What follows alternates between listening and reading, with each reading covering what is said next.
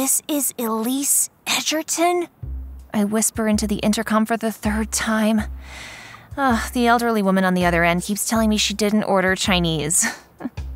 And frankly, I'm very frustrated right now that Victor and Jenna don't have the good sense to live in a concierge building.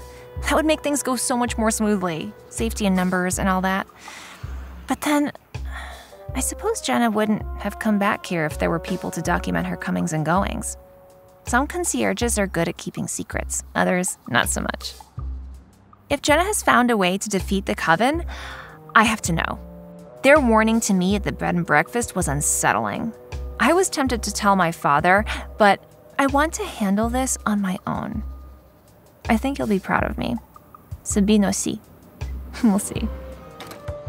A young woman comes out, and when I try to go into the building, she blocks the entrance. Can I help you? She asks, looking me up and down. I'm just here to see Jenna. She lives in 8N. So, you don't live here? I can't let you in. I can't believe this. How rude!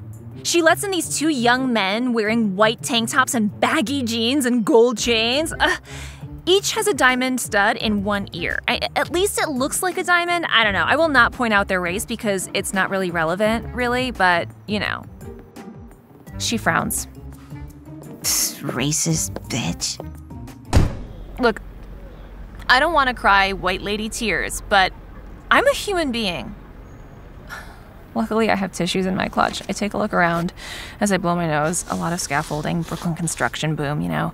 A mix of bars and industrial warehousing. You know, I'm surprised Victor would want to live here. Feels depressing. Feels like threatening, even in the morning. And now that I'm thinking about it, why would Jenna take all that money from Great Uncle Felix's ghost? Oh God, that sounds ridiculous. Only to come home.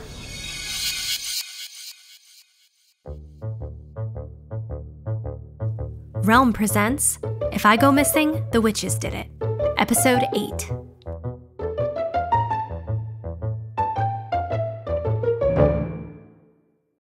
I call an Uber. 5 minutes? Where's it coming from? Siberia? My blood sugar must be low. I'm feeling very complainy. I'll go to the bodega on the corner. If I remember correctly from Jenna's recordings, the gentleman who works at the counter there is named Abdul. I remember Victor responding to Jenna's mention of Abdul in the recording, immediately having a craving for a chopped cheese. Apparently, it's a chopped up cheeseburger. I don't understand. I put a bag of baked potato chips on the counter. The man I assume is Abdul slaps a smile over his confused expression. I don't belong here. Anything else, miss?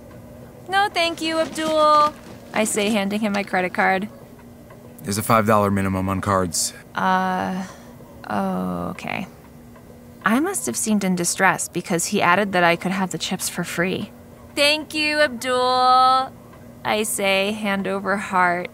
My name is Elise Edgerton. I'm a friend of Victor and Jenna's. You haven't seen Jenna around here lately, have you? No, miss. Okay, thanks. I say and rush out. My Uber's here. I'll regroup in Manhattan. Log, September 12th. When I heard my name come out of that woman's mouth, I started paying attention. I could hear her from the back. Elise Edgerton. White woman talking loudly to Kaleem as though he wouldn't understand English if she didn't raise her voice. No, miss. I pulled back the curtain that hides the back room where I'm staying. After she left, I told Kaleem she was no friend of mine.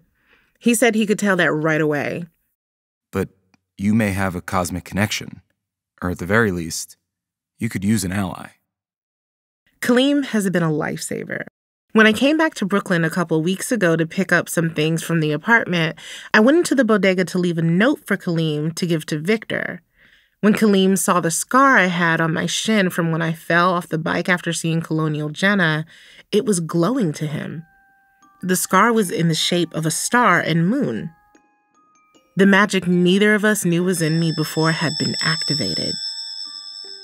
He hustled me into the bodega and said a few phrases to me, none of which I understood. This is going to sound insane. He started, but before he could get another word out, I said, I'm being hunted by an influencer coven. Anticipating a bunch of questions, I explained that a bunch of social media influencers who use magic to make themselves more popular and grow their businesses were after me. Prosperity witches. He said casually, like everybody knows about the different categories of witches. They've been around since the beginning of magic. First, it was throwing bones to make sure your hunter came back with the most meat. Then it was salt, then it was gold, and so on. Thanks to feminism, more female witches sought prosperity for themselves and not a partner.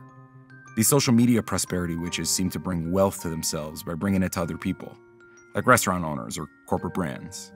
Are you a witch sociologist or something? No. My family's been keeping knowledge of magic for thousands of years. I will admit that I use a little prosperity magic to keep this bodega going. Being a keeper of magical knowledge doesn't pay at all. I gave him the rundown on Brooke, Carmen, Mommy, Megan, and BB.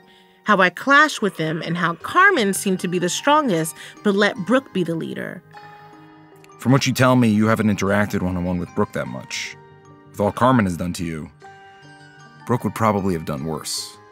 I don't know what they need Mommy, Megan, and BB for. There's strength in numbers, and the two lesser witches may have powers that complement the other two. They may have sensed your natural ability. I wonder if Megan used the Gossip Stopper spell to test your power. I told him about Colonial Jenna, the book of spells I found by the Hanging Oak, and Great Uncle Felix.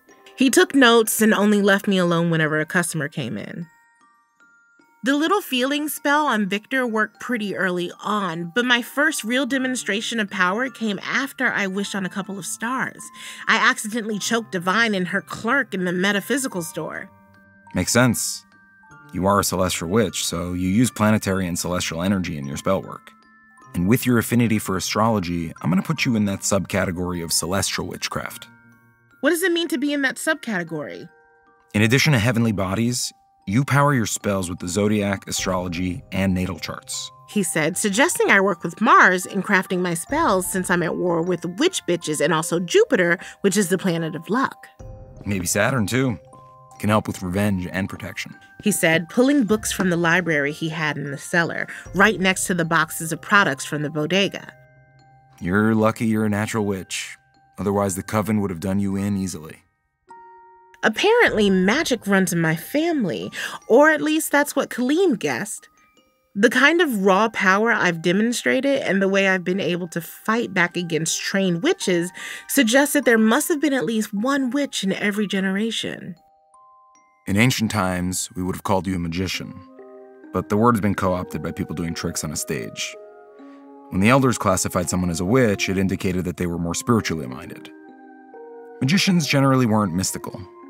They just did their magic. The more you study the next few years, the more you'll be able to do on a much grander scale. Study? I'm a grown-ass woman. You can't send me off to Hogwarts. Independent study, with my help.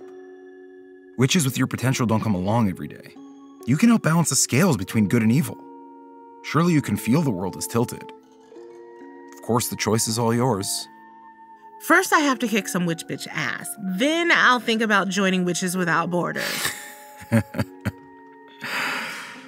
Then I handed him the book of spells I found by the Hanging Oak. He was so gentle with it that I acutely felt how rough I'd been. Thank you for sharing this. I love looking at historical private grimoires, usually full of a bunch of love spells, which we need more of in this world if you ask me.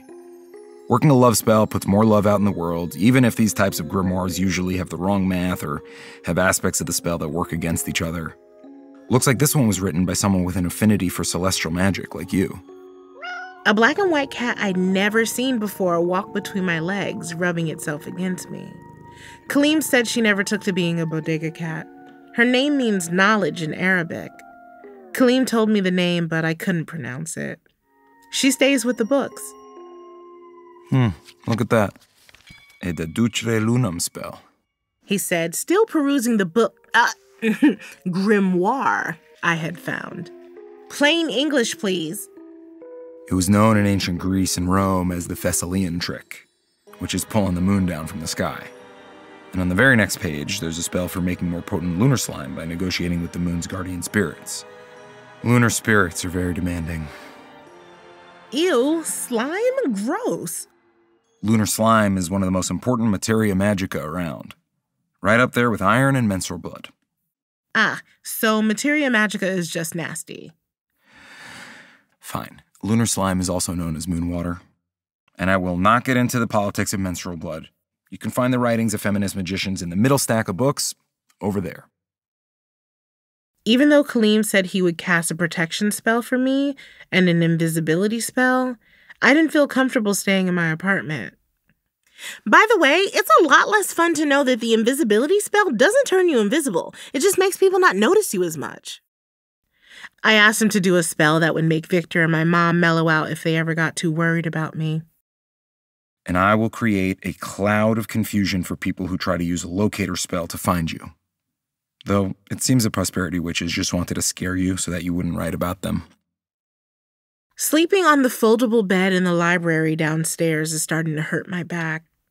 I would probably have moved back into the apartment if that woman Elise hadn't showed up. She mentioned Victor. I wonder how he's doing. I figured it was best to not let him know where I was. I almost fucked up by having one of these recordings about the magic I've learned and where I am backed up to the cloud. When I know how to give these witch bitches a magical beatdown, I can go back and hang out with Victor in Bedford. I miss him.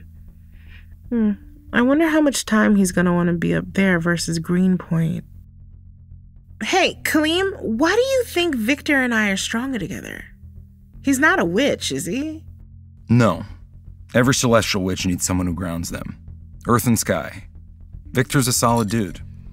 Besides, you have astrogeological connections to the area. It all makes sense. I've got to speed up my spell work. If that Elise person can get this close to me, the Coven can too.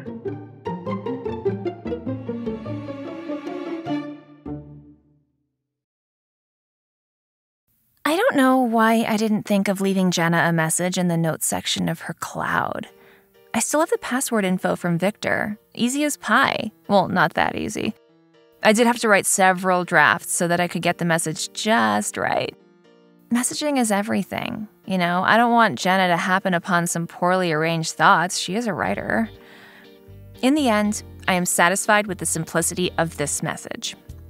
Hi, Jenna. My name is Elise Edgerton. I'm a friend of Victor's. We went to undergrad together. I'm sure he mentioned me in passing. I've been working with him to try and find you. Well, I just wanted you to know that you can consider me a safe space and a sister in arms. I know about the C word, the influencer C word, to be clear. You can call or text me anytime at the number below. In solidarity, EE. I hope she responds soon. I'm on pins and needles. I wonder if I shouldn't have included some emojis? I was afraid it would make me seem inconsequential, or I don't know, but maybe it would have made me seem more approachable, you know? I can't add to it now. What if she's in the middle of reading the note and she sees me putting a smiley face in there? So I may as well just stop thinking about it. Stop thinking about it.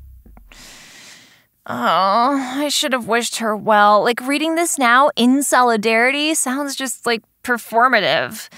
I want her to know I'm a real ally, okay? Like, I should have just simply signed it Elise. She doesn't know I sign my notes EE with family and friends. She might think I'm trying too hard to be cool. Ugh, I could have spent so much more time on this. Okay, well, what's done is done. I need to finish my notes on Jenna's recordings. Okay, mid-August, right before she left.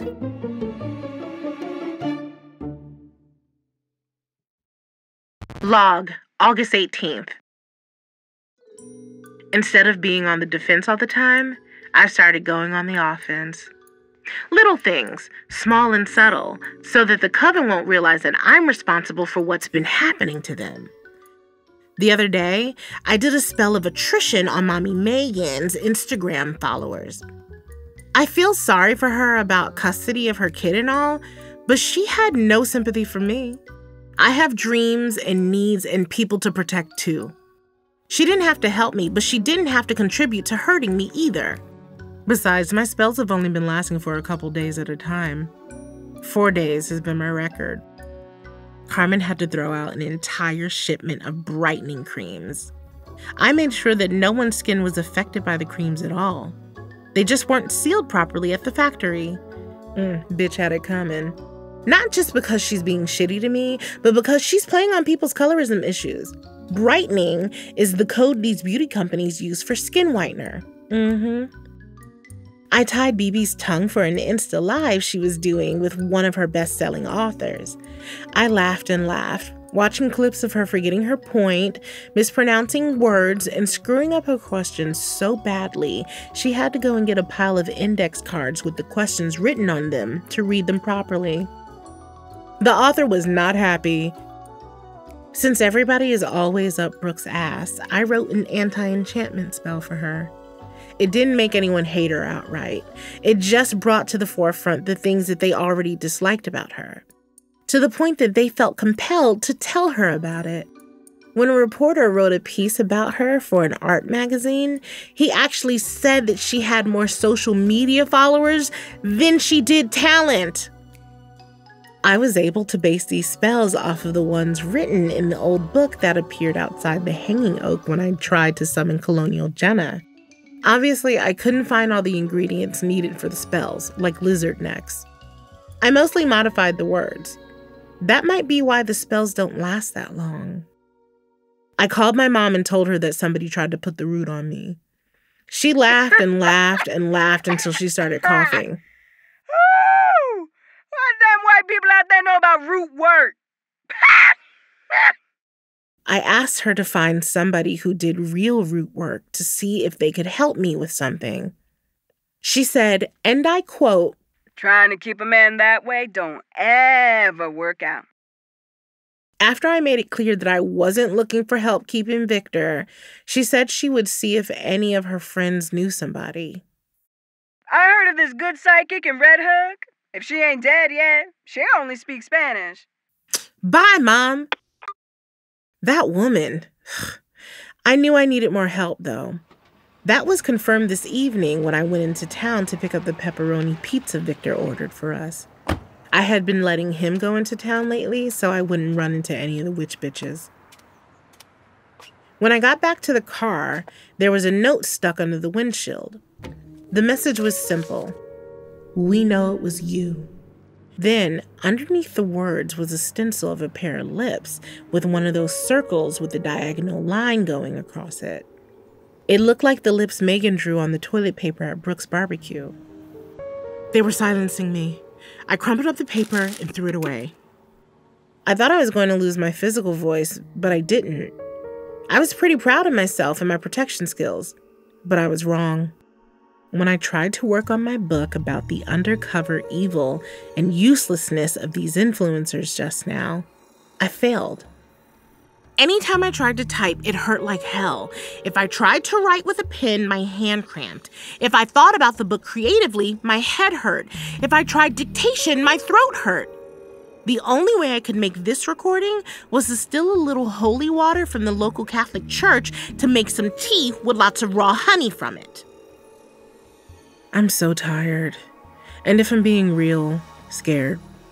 For me and Victor. I can keep fighting these witches, but it's getting to the point where I'm questioning if this book is even worth it.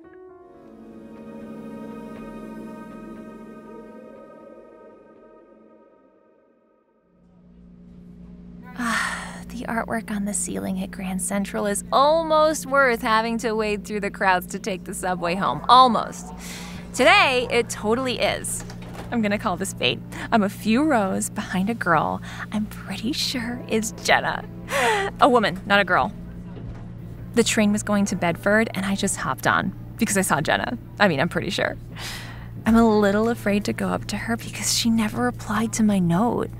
But I understand not everyone uses the Notes app, so perfectly fine. Jenna looks good, confident, you know? I should go now before someone sits next to her. Okay, now or never, Elise. Go, go, go, go, go, go. This is the moment we've been waiting for, even though we've never met. I'm sure Jenna and I will share an affinity for each other. Breathe. For God's sake, Elise, she's not a rock star. if you could keep your cool while sitting across the table from Taylor Swift at the benefit for that children's hospital, you can sit next to Jenna Clayton. Come on. Okay, here we go. We're walking. Legs are working. We are sitting down. The eagle has landed. Yow! The eagle is gonna throw up! No! Get it together!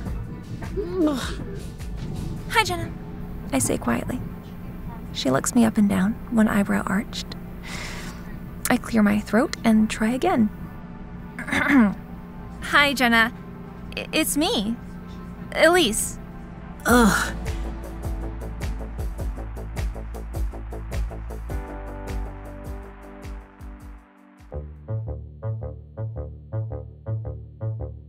You're listening to If I Go Missing, The Witches Did It, starring Gabourey Sidibe. Created and produced by Realm, your portal to another world. Listen away. If I Go Missing, The Witches Did It is executive produced by and stars Gabourey Sidibe. Written by Pia Wilson and produced by Rhoda Bayessa and Haley Wagreich. Associate produced by Michael Coulter and executive produced by Molly Barton. Performed by Gabourey Sidibe, Sarah Natacheni, Aaron Landon, Lena Klingeman, Tony D., Alba Ponce de Leon, Tiana Camacho, Jordan Belsky, Eli Gonzalez, and Andrew Lee. Directed by Kaylin West and Amanda Rose Smith. Sound design by Fred Greenhalgh and Carter Wogan of Dagaz Media. Audio engineered by Corey Barton. Original theme music by Hashem Asadolahi. Cover art by Kendall Thomas with original illustration by Rochelle Baker.